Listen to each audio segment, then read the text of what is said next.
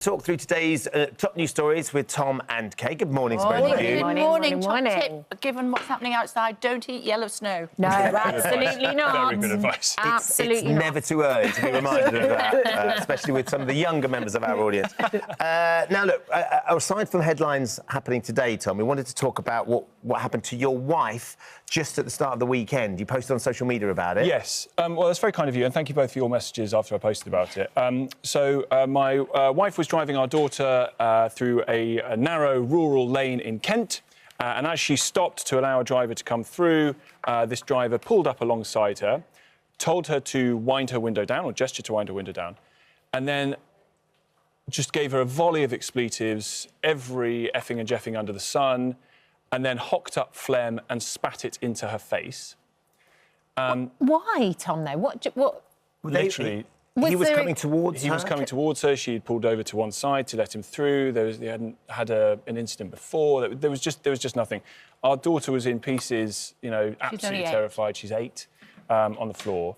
And, you know, this is a very rural area. There's not a lot happening around there particularly. But there was an incident before that, wasn't We think there might have been an incident before, but I mentioned... Not involving his wife. Yeah, I mentioned on my LBC show about what had happened, and amazingly...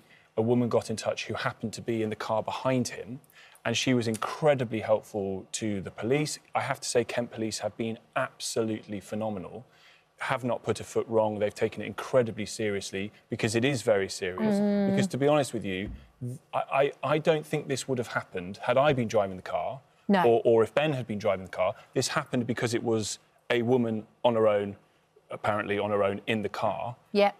And... you know, so for my wife, Alex, for my daughter Lucy, who is left absolutely terrified by this, who is still waking up in the middle of the night terrified by it, I want that man to feel the fear that he inspired in her. And I think most decent guys who are dads, who are husbands, who are sons, they want this man found as well, because it is absolutely, totally unacceptable that... someone would feel that they could do this to a woman because they're a woman and think that they can get away with it. So, not to go all Liam Neeson on it, but we are coming for him and we are going to find him and, you know, we are going to mete out consequences. The witness, obviously, is going to be hugely important. What have the police said? Because it's never necessarily, if it's a country road, tracking down a driver isn't going to be that easy. Well, the witness was incredibly helpful. There are other people who are on that road at that time, and the police have asked that anyone who has any information who was on Cornford Lane on Saturday early afternoon would be very helpful to come to them or to come to me on my Instagram. My DMs are open because lots of people have been giving information, so if they come there, I would be genuinely incredibly grateful, because you just can't have this. No, absolutely not. You just cannot have this happen without any consequences. So I want to find this guy. Yeah, and my tuppence worth is, what is wrong with you, you absolute animal? Yeah. If someone had done that to your partner, how would you have felt about it? Disgusting, disgusting, disgusting. It is a criminal offence, and you will get found out.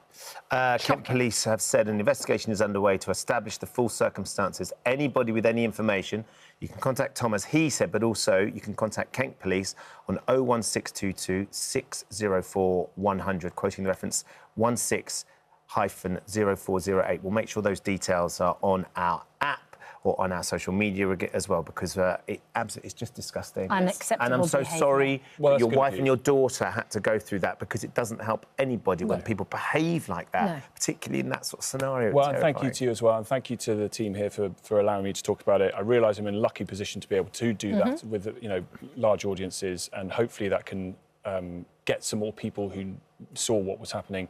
And I have to say again, Kent Police have been phenomenal. But Tom, we want to find this person. But equally, we want to highlight the fact that this happened, so it stops happening. Unacceptable. That sort of road rage behaviour, as you say, and 9 times out of 10, it tends to be men that do it. We were only talking about this last week, weren't we? Yeah. And then the fact that he felt like he could because I know, it's so degrading, was a woman on her own. It's so humiliating, it's so appalling, terrifying. and it is directed at women because they are women. Yeah, absolutely. OK, I've got a question for you. Okie dokie.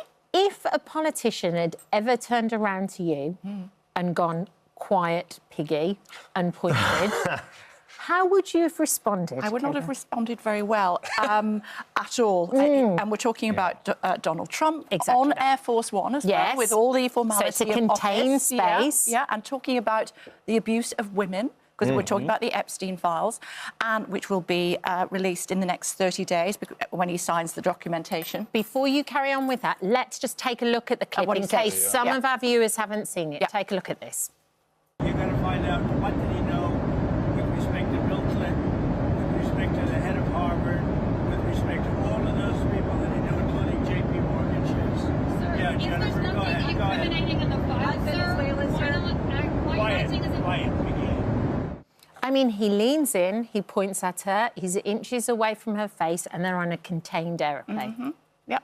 And we all know that he's got a limited vocabulary. That is no excuse. He is the most important person in the world, on one of the most important modes of transport in the world, and he feels that he can call somebody Piggy. But I think that the other journalists who were there, you know, you have to stand together as journalists, and they should have said, I'm sorry, Mr. President, that is totally unacceptable. But I think that might have happened here in the UK. I don't think a British politician would ever have called somebody nasty or horseface or fat pig and some of the other phrases that he has used. I'm appalled, absolutely appalled.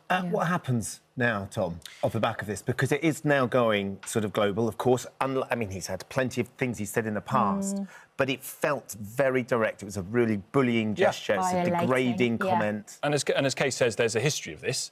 With this particular president, and you wonder, because everyone points to the history of it, everyone shows the examples of where he says stuff like this and demeans people deliberately and traduces not only them but also the office that he holds by doing so, and yet his vote share among women went up at the last US election. So you wonder what the consequences are going to be for a man who seems to be able to free himself of any real consequences up until perhaps the publication of the Epstein files, and let's see what his relationship with women is really like. Is there a sense that because there's some sensitivity around that and there is a lot of momentum building that the Epstein files are going to be released, or certainly in some form, that he is getting more and more sensitive about that, though, Kay? I think he is sensitive about it, and he has said, actually, I'm in favour of these files being... He hadn't said that up until he realised that the two houses were going to save... I think it was only one politician who voted against it, and that was only because he said he thought that there were privacy and procedural concerns as opposed to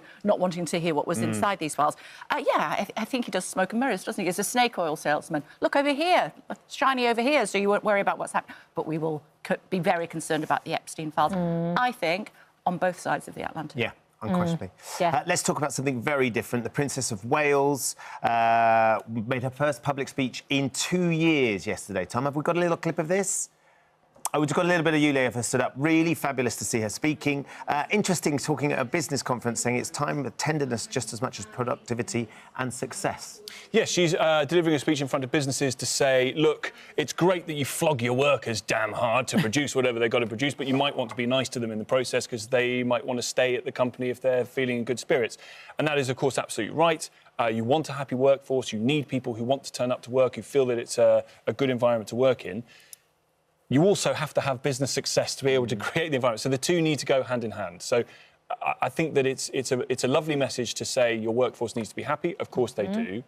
But the business needs to be successful in the first place. That, I think, is pretty fundamental. No? Yeah, she was also talking about the Centre for Early Childhood and talking about one essential truth, that the love we feel in our earliest years fundamentally shapes who we become. It's a very polished line, but, I mean, don't we know that already? Oh, she's never going to put a foot out of line, is she? She knows her role, she plays it beautifully, but I don't think if you're looking for anything hard-hitting, it's going to come from the Princess of Wales. No. No, I don't think so.